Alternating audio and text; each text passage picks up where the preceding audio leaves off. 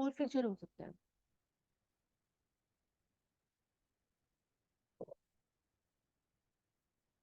देखिए यहाँ पे हम देख रहे हैं सेक्शन 22 जो बात करता है किसी ग्रुप की transfer to members of a class who attain a particular age, जो एक विशिष्ट आयु को प्राप्त कर लेते हैं, पर्टिकुलर एज को प्राप्त कर लेते हैं, उस ग्रुप में से 4 लोगों का ग्रुप है, उसमें से जो भी पहले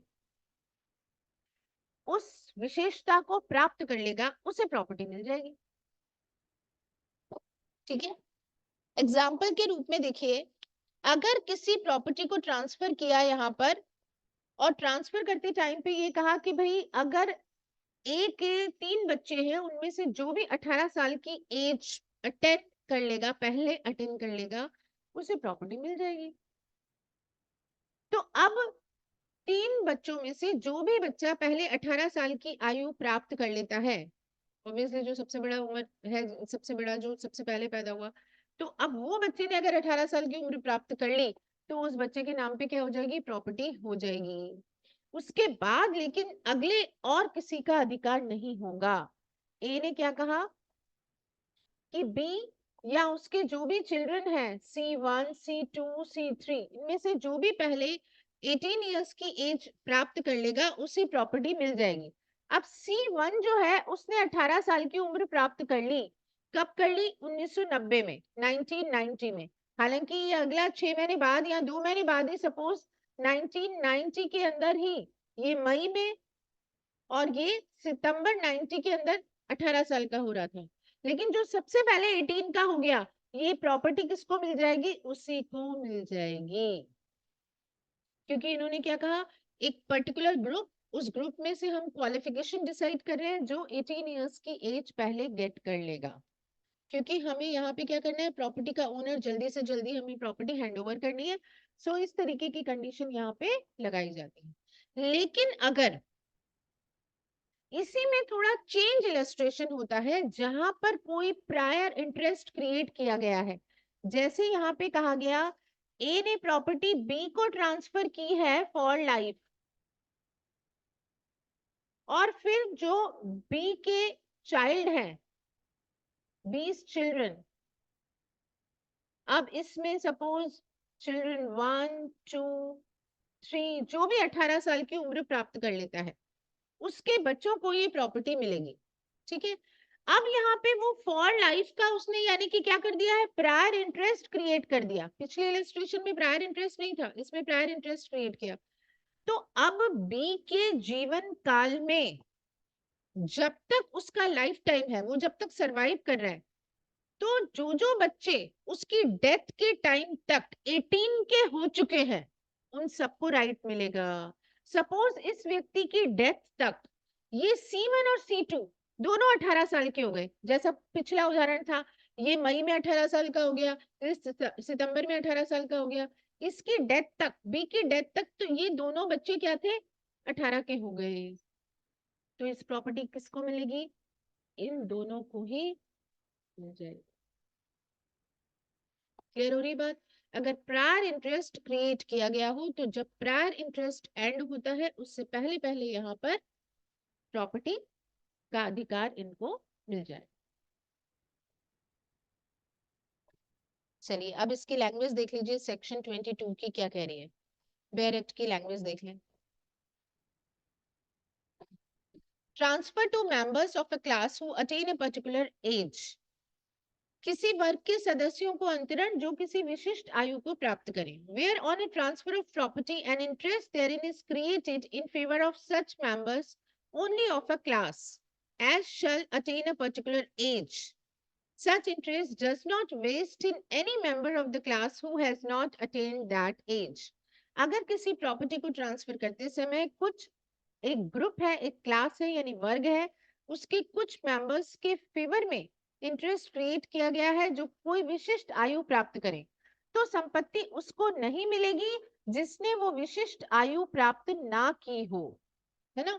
जहां की संपत्ति में कोई हित किसी वर्ग के ऐसे सदस्यों के पक्ष में श्रेष्ठ यानी किया गया है, बनाया गया है जो कोई विशिष्ट आयु प्राप्त करे, वहां ऐसा हित वर्ग के किसी सदस्य में निहित नहीं होता जिसने वो आयु प्राप्त नहीं की है। क्लियर हुआ?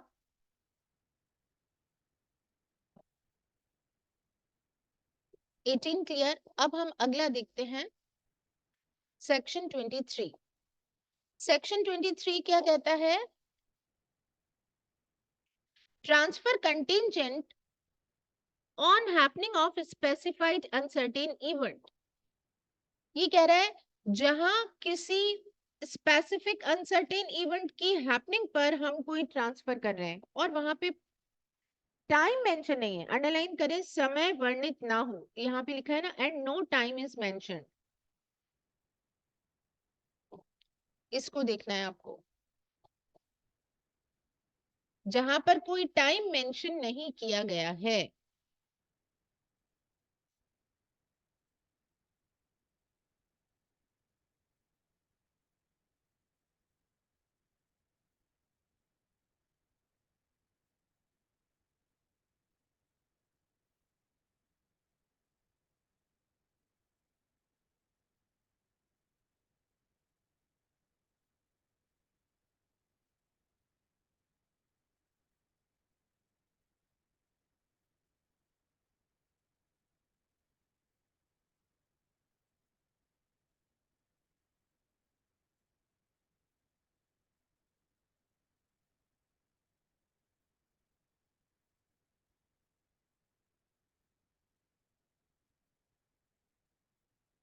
ये आप लोग चार्ट बना लिया करो छोटे छोटे। देखिए ये इलस्ट्रेशन सेक्शन 23 मेंशन कर लीजिए और ये चार्ट एक अपनी नोटबुक में बना लीजिए। ये चार्ट आपको क्या बता रहा है? ए एक ट्रांसफर करता है बी को फॉर लाइफ, जीवन काल के लिए उसे क्या कर रहा है? संपत्ति का अंतरण कर रहा है। ए बी को प्रॉपर्टी का ट्रांसफर कर रहा है फॉर लाइफ, लिमिटेड इंटरेस्ट दे रहा है। उसके बाद ये कह रहा है ये राइट सी को जाएगा, लेकिन शर्त के साथ जाएगा। शर्त कह रहा है सी को भी कब जाएगा? सी को ऐसे ही मैं ट्रांसफर नहीं कर रहा हूँ, कंडीशन पे कर रहा हूँ। अगर सी डी से मैरिज कर लेता है तो उसे प्रॉपर्टी दे देना। समझ आ रही है बात? अब यहाँ सी का डी से मैरिज करने का कोई टाइम तो मेंशन ही नहीं किया इन्होंने। 1 साल में कर ले, 2 साल में कर ले, 3 साल में कर ले, ऐसे तो कुछ मेंशन नहीं किया। तो यहाँ सेक्शन 23 एप्लीकेबल होता है। ऑब्जेक्टिव सवाल आपके यहाँ से आते हैं, ध्यान दीजिएगा, है ना। ऑब्जेक्टिव क्वेश्चंस अपने यहाँ से आते हैं, छोटी छोटी बारीकियों वाली बातें। टाइम की बात कहाँ, जहाँ टाइम मेंशन नहीं है तो वो आपकी चीज बताई गई है इस सेक्शन में, समाधान 23 में। तो यहाँ पे इन्होंने कहा कि अगर इस तरीके का कोई प्रॉब्लम आ जाता है तो यहाँ पे हमें कैसे पता चले कि इसको मैरिज का परफॉर्मेंस कब करना है। तो यहाँ बी के पास फॉर लाइफ है, तो जब तक बी का जीवन काल है, प्रॉपर्टी का मालिक वो उपभोग यानी ओनरशिप तो नहीं है उसके पास, एंजॉयमेंट है, तो इसकी डेथ होने से पहले पहले या डेथ के टाइम पे सी का डी से मैरिज करना कंपल्सरी है। और अगर ऐसा नहीं हुआ तो इसका इंटरेस्ट क्या हो जाएगा? फेलियर हो जाएगा। क्योंकि इस कंडीशन को, जो कंटिंजेंट इंटरेस्ट में जो शर्त लगाई है, इस शर्त का पूरा होना कब जरूरी है? प्रायर इंटरेस्ट के खत्म होने से पहले। क्योंकि वो देख के तो जाएगा ना मैं विरासत में किसको देके जाऊं। तो प्रायर इंटरेस्ट के खत्म होने से पहले पहले यहाँ पे क्या जरूरी हो जाएगा? कंडीशन का पूरा होना।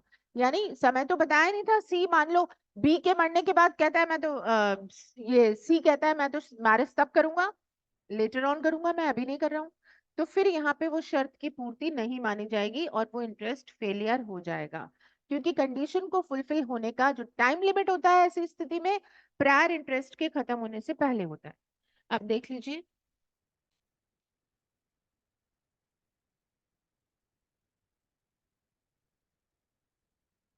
where on a transfer of property an interest therein is to accrue to a specified person। जहां पर प्रॉपर्टी के ट्रांसफर के टाइम पे एक इंटरेस्ट क्रिएट किया गया है, to accrue to a specified person, जो किसको मिल जाएगा? किसी एक विशिष्ट व्यक्ति को मिल जाएगा। If a specified uncertain event shall happen, ये कौन है जिसके जिसके लिए कह रहे हैं एक्रू? ये सी इवेंट कौन सा है, सी का डी से मैरिज होना। And no time is mention for the occurrence of that event, और उस घटना के घटित होने के लिए कोई समय इन्होंने निर्धारित नहीं कर रखा। The interest fails unless such event happens before or at the same time as the intermediate or precedent interest ceases to exist. इससे पहले कि इंटरमीडिएट यानी प्रायर इंटरेस्ट सीज यानी समाप्त हो जाता है, एग्जिस्टेंस में ही नहीं रहता, उससे पहले पहले अगर ये इवेंट का हैपनिंग नहीं हुआ तो क्या हो जाएगा, वो इंटरेस्ट ही फेलियर हो जाएगा। हिंदी में भी पढ़ लो इसको। जहां की संपत्ति अंतरण से उस संपत्ति में कोई हित किसी विनिर्दिष्ट व्यक्ति को किसी विनिर्दिष्ट अनिश्चित घटना के घटित होने पर प्रोद्भूत यानी मिलना हो, और उस घटना के घटित होने के लिए कोई समय वर्णित ना हो, वहां वो हित क्या हो जाता है, निष्फल हो जाता है, जब तक ऐसी घटना मध्यवर्ती या पूर्ववर्ती हित के अस्तित्वहीन होने से पहले ही या साथ में घटित नहीं हो जाती। लैंग्वेज भी क्लियर, कंसेप्ट भी क्लियर, कोई डाउट? चलिए अगला इलस्ट्रेशन देखते हैं हम। Transfer to such of certain persons as survive at some period not specified. Again यहाँ पे period not specified, जहां निर्दिष्ट कालावधि नहीं हो, विनिर्दिष्ट ना हो, टाइम पीरियड मेंशन नहीं है यहाँ। यहाँ कह रहा है कुछ व्यक्तियों को ट्रांसफर किया जाएगा जो कि सरवाइव करेंगे किसी निश्चित व्यक्ति के हित के खत्म होने से पहले। जैसे ए कोई प्रॉपर्टी बी को देता है फॉर लाइफ, उसके बाद बी के बाद वो कहता है सी और डी को इक्वली डिवाइड हो जाएगी, दोनों में से जो भी जीवित रहे। क्या कह रहा है यहाँ पे, यहाँ इसने कहा कि ए ने एक प्रॉपर्टी बी को फॉर लाइफ दी है, उसके बाद ये प्रॉपर्टी किसके पास जाएगी, दो लोगों के पास जाएगी, एक तो जाएगी सी के पास, एक जाएगी डी के पास। दोनों में से जो भी क्या कर रहा हो, सरवाइव कर रहा हो, इसकी डेथ के टाइम पे जो भी सरवाइव करेगा उसे चली जाएगी। अगर ये दोनों बी की डेथ के टाइम पे सरवाइव कर रहे होंगे, जीवित होंगे, तो दोनों में ये संपत्ति बढ़ जाएगी। अगर मान लो सी की डेथ हो चुकी है, जिस वक्त बी का लाइफ टाइम चल रहा है उसके लाइफ टाइम में सी की तो डेथ हो गई है, तो उसमें बचा हुआ व्यक्ति कौन, डी, तो संपत्ति किसको जाएगी, डी को जाएगी। सिंपल नियम।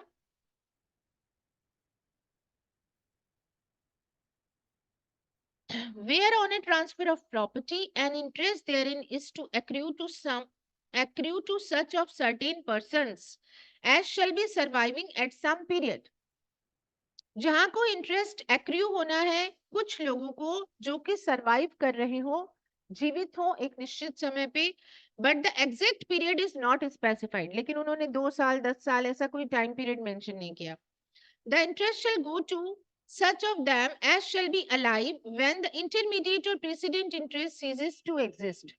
जब intermediate या precedent interest समाप्त होता है, अस्तित्व में नहीं रहता, उस समय पर जो भी व्यक्ति जीवित रहेगा उसे प्रॉपर्टी ट्रांसफर हो जाएगी, unless a contrary intention appears from the terms of the transfer।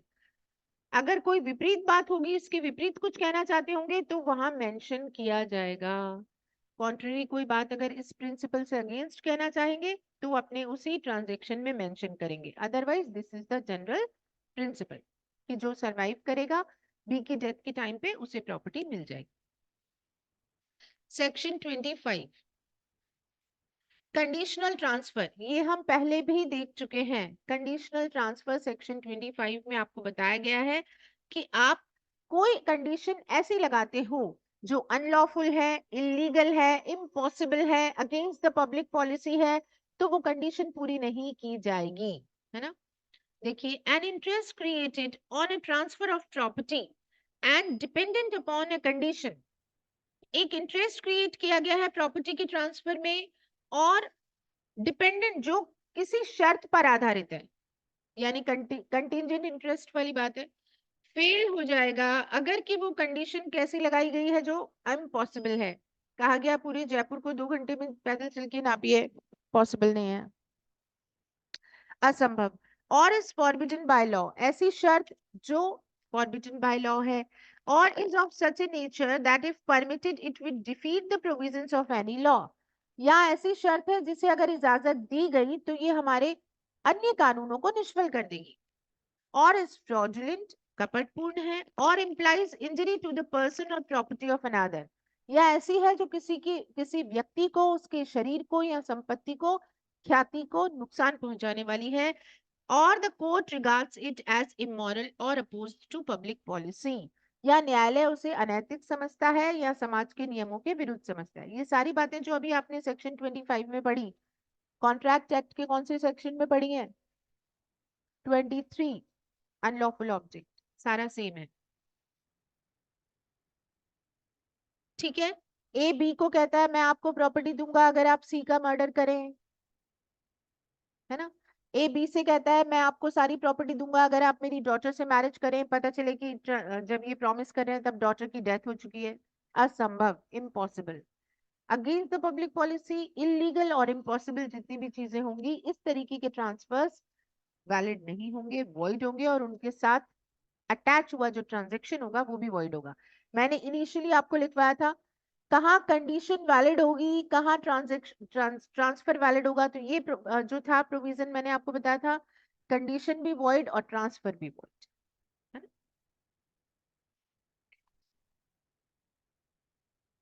एक सेक्शन और ले लेते हैं फिर कंप्लीट करते हैं। फुलफिलमेंट ऑफ कंडीशन प्रेसिडेंट, ये कह रहा है जहां पूर्ववर्ती शर्त को पूरा किया जाना है उसके बारे में आपको ये बता रहा है। Where the terms of transfer impose a condition to be fulfilled before a person can take an interest in the property, the condition shall be deemed to have been fulfilled if it has been substantially compiled with, underline करें, substantially compiled with, सारतः अनुपालन। ये कह रहा है substantially पूरा करो, सारतः पूरा करो, एज इट इज पूरा करना जरूरी नहीं है। ठीक है, एक व्यक्ति अपनी डॉटर से कहता है भाई तुमको मैरिज करनी है, जिससे लव मैरिज करना चाहती हो, तुमको जो मैरिज करनी है, तो उसके लिए तुम अपने तीनों बड़े भाइयों से पूछ लो, अगर उन्होंने इजाजत दे दी तो तुम मैरिज कर लेना। अब यहाँ शर्त क्या थी? मैरिज के पहले परमिशन लेनी थी 3 भाइयों से। अब तीनों भाई परमिशन दे देते हैं, इट्स गुड। अगर वो कंडीशन, सिचुएशन ये है कि उनमें से एक भाई की डेथ हो चुकी है, 2 सरवाइव कर रहे हैं, तो लड़की जो है अपने दोनों भाइयों से परमिशन ले लेती है, जो जीवित हैं उनसे परमिशन लेके मैरिज कर लेती है। क्या यहाँ पे उस कंडीशन प्रेसिडेंट का पालन कर लिया गया है? Answer is yes, substantially follow कर लिया, फुलफिल कर लिया। तीसरे वाले से पूछने के लिए ऊपर जाना पड़ेगा पहले, तो फिर तो सारा प्रोग्राम गड़बड़ हो जाएगा नीचे। तो सब्सटेंशियली क्या हुआ?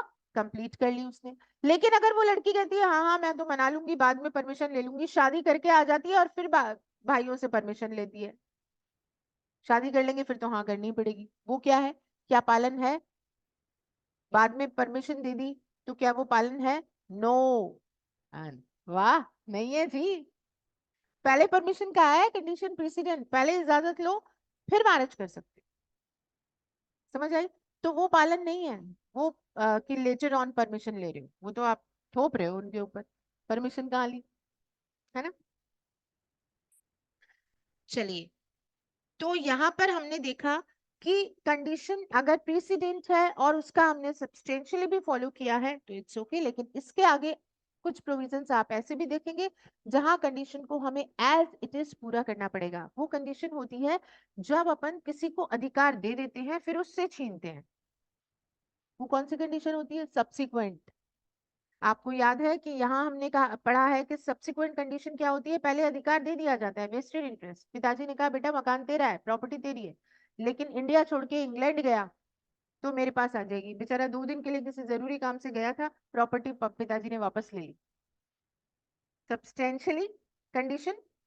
अब लेकिन क्योंकि वहां पे क्या है कि अधिकार देने के बाद छीनते हैं हम, जब्त करते हैं, फोरफीचर करते हैं, तो वहां पे एज इट इज पूरा होना जरूरी है, वहां कंडीशन एज इट इज होगी पूरी, तो जाके फोर फीचर होगा, अदरवाइज नहीं होगा। यहाँ तो सारता चल गया, सब्सटेंशियली चल गया, वहां फोर फीचर के टाइम पे एज इट इज होगा। इसके प्रोविजंस आप लेटर ऑन पढ़ेंगे।